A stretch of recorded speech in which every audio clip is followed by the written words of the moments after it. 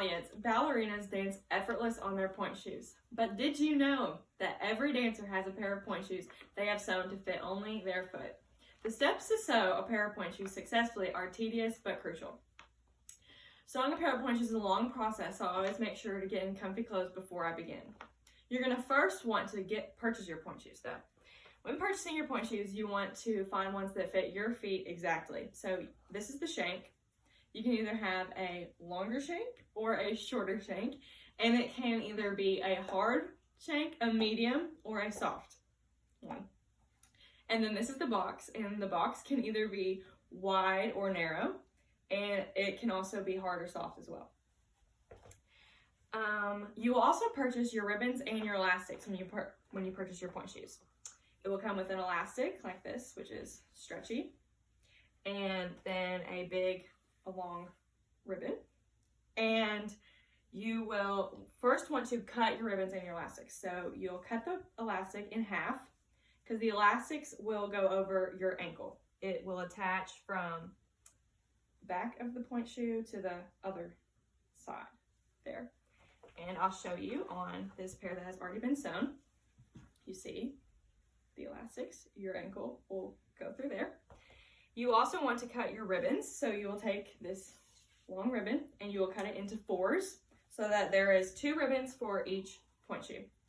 One connecting here, and the same for the other shoe. You will prepare to sew your pointe shoes by getting your supplies ready. You will need thread, or you can use dental floss because it is stronger to sew your pointe shoes with. And you will need a needle, and you may want a seam cutter if you mess up sewing them. You will begin by sewing your ribbons, and you will sew on either side of the pointe shoe in the middle. So one here and one here. And you'll want to sew in a box pattern around where you are sewing the ribbon so that it is stronger. And then you will do that for both shoes before you move on to your elastic. You'll sew your elastic in a box pattern as well, but towards the end of the pointe shoe. If your ankles are wider, then you're going to want to make your loop of your elastic wider. And if you have narrow ankles like I do, you will make your loop very small. And some extra modifications you can make to your pointe shoe include, you can add extra elastic if you need it.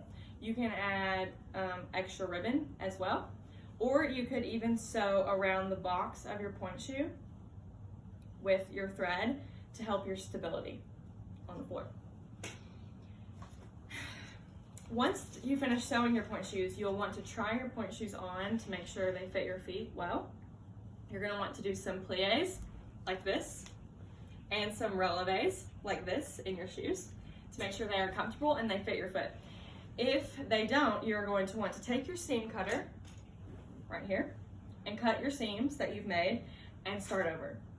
You may need to make your elastic shorter or your ribbon shorter, just whatever fits your foot. Whenever you've successfully completed your pointe shoe to your liking, you are done. Thank you.